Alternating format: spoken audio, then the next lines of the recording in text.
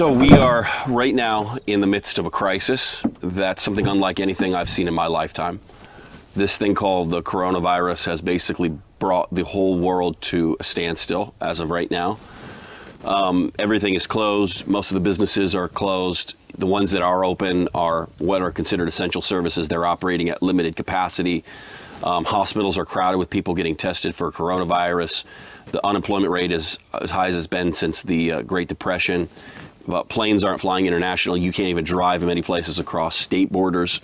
It's really just got the whole world crippled in fear and uncertainty. Nobody knows what's coming next, and it's probably the closest thing to a world war or a serious epidemic that has ever happened in my lifetime. The Apostle John said 2,000 years ago, "Little children, this is the last hour." And as Reinhard Bonnke said, if that was the last hour 2,000 years ago, then we are today living in the last second of the last minute of the last hour. And so if it was always important to preach the gospel, how much more at this time in history? And what's interesting is that as we come close to the end of the age, which is really what I believe is happening now, God has provided us with all kinds of incredible opportunities and tools that we can use to preach the gospel, technology that enables us to have a video that goes up and 1 million people see it within a few hours. Something like that has never been here before. There are now airplanes where we can get in and fly to other continents in a few hours. We can speak to more people, as I've done many times in Africa, speak to more people in one setting than the Apostle Paul ever saw alive on the earth during his lifetime. These are really, really incredible days. They are also the last days. And I believe that from the beginning of time, God knew the generation that would be alive in this hour. And God could have allowed any generation to live at this time. It could have been Wesley's generation. It could have been Finney's generation. It could have been Martin Luther's generation. It could have been the disciples' generation, but it's ours. And that's not a mistake. We are here for a reason. We have an assignment that is divine. It is historic. And we must work while it is day. That's what Jesus said. The night is coming when no man can work, and we must work while it is day.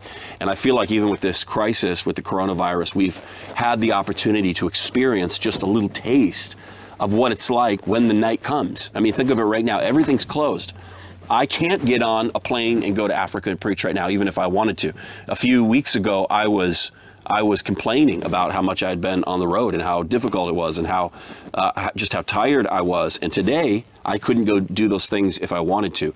This is what Jesus was saying was, while you have the opportunity, while the door is open, while the day is still upon us, work, because night is coming. People often ask me, why are you guys pushing so hard?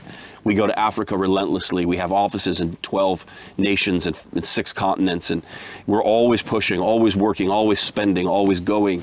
And this is the reason. Reinhard would always say to us, this window that's open for us in Africa, it is not forever. It has not always been open, and it won't always be open. While it's open, we have to go. We have to preach. We have to press in. And I see, even in this moment, I see the wisdom of that. And I think it applies to all of us, that in these times, the night is coming. We need to work while it's day.